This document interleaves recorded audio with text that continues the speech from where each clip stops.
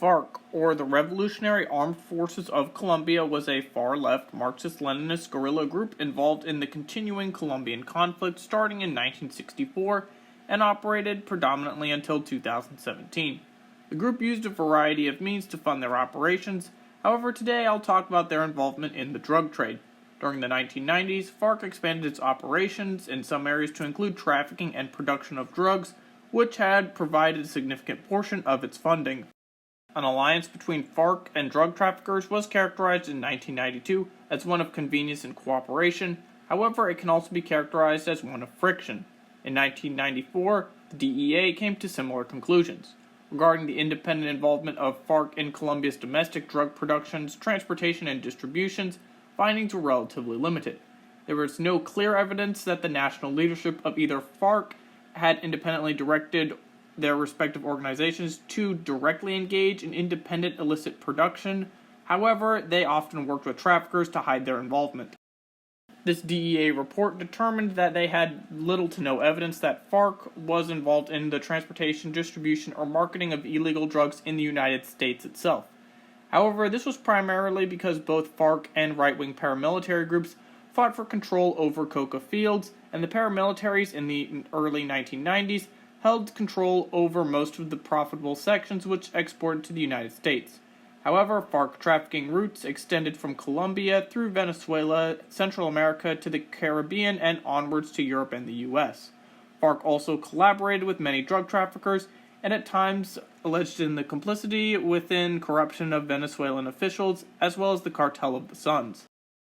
This conflict between FARC and illegal right-wing paramilitary groups over coca fields and drug smuggling corridors has been the key factor in the Colombian conflict's extreme levels of violence, forced displacement, and land grabs. FARC's continued control over several 100,000 Colombian coca growers in southern Colombia, where the guerrillas recruited their forces, imposed their own laws and taxes, made the rebel group far more powerful and influential than any other in the country's more traditional drug trafficking organizations in the mid-2010s. After the April 2001 capture of Brazilian drug lord Luis Fernando da Costa in Colombia, Colombian and Brazilian authorities accused him of cooperating with FARC through the exchange of weapons for cocaine. They also claimed that he received armed protection from the guerrilla group, and this connection put FARC further on the list of narco-terrorists. In March 2002, Attorney General of the United States, John Ashcroft, indicated leaders of FARC after an 18-month investigation into their narcotics trafficking. Tomas Molina Caracas, the commander of FARC's 16th Front, led the front's drug trafficking activities together with Carlos Bolas, who was a rebel leader, and between 1994 and 2001, Molina and other 16th Front members controlled the areas that produced much cocaine and collected other FARC fronts to sell it to international drug traffickers for payment in currency, as well as other weapons and equipment. In March 2006, the announcement and the indictment of 50 leaders of FARC for exporting more than $25 billion worth of cocaine to the United States and other countries.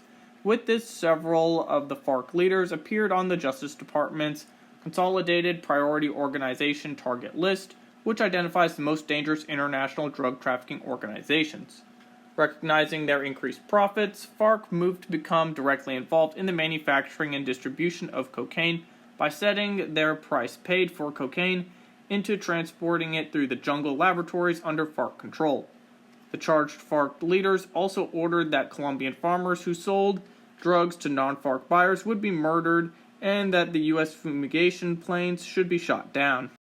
Authorities in Colombia stated that laptops seized on a raid against Raul Reyes in 2007 also contained documents showing Hugo Chavez offering payments with as much as $300 million to FARC, amongst other financial and political ties that dated back years. Documents also showed that FARC rebels sought Venezuelan assistance in acquiring surface-to-air missiles that Chavez had personally met with FARC leaders to discuss. In 2008, the American Department of Treasury accused 2 senior Venezuelan government officials and 1 former official of providing material assistance for drug trafficking operations carried out by FARC. In the same year, the Secretary General of the Organization of American States testified before U.S. Congress that he believed there was no evidence that Venezuela supported FARC. However, in 2009, the U.S. congressional reports would state that corruption within the Venezuelan armed forces was facilitated by FARC guerrilla trafficking. In October of 2012, Jamal Youssef, aka Talal Hassan Gattau, a native of Lebanon, was sentenced to 12 years in prison for conspiring to provide military-grade weapons to FARC in exchange for over a ton of cocaine. Youssef would plead guilty in May of 2012 on one count of providing material support to FARC.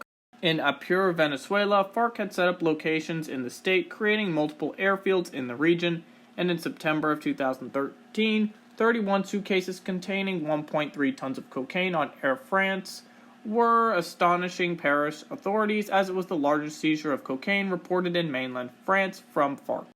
In February 2014, a commander for the Guard was stopped while driving in Valencia with his family and was arrested for having 554 kilos of cocaine in his possession.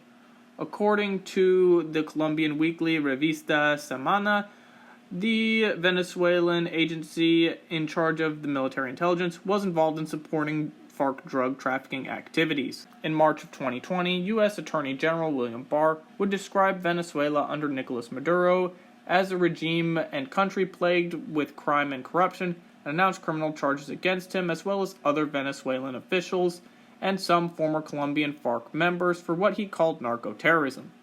Maduro was accused, as well as other high-ranking Venezuelan officials, for conspiring with FARC to ship tons of cocaine into the United States to wage a health war on American citizens. These Venezuelan leaders and FARC organized an air bridge from Venezuelan airbase, transporting cocaine to Central America and a sea route through the Caribbean. Hours after this announcement, the Department of State offered $15 million for any further information leading to the arrest of Maduro. In 2011, the International Institute for Strategic Studies concluded that Chavez's government funded FARC in various offices and granted it access to intelligence services. Venezuelan diplomats denounced the findings, saying that they had basic inaccuracies. As of 2018, FARC dissidents who left FARC when it disbanded in 2017 still operate within Venezuela with virtual impunity. These dissident forces, with armed personnel numbering up to 2,500 individuals, allegedly still cooperate with the Cartel of the Suns. With the 2026 arrest of Maduro in Venezuela, we may see further developments as to how deeply FARC had been involved in the drug trade, as well as further information on its alliance with the Cartel of the Suns and the Maduro regime. And that's just a brief summary of FARC's drug trafficking. What other cartels and crime subjects would you like for me to cover? Write in the comments. Thank you for watching.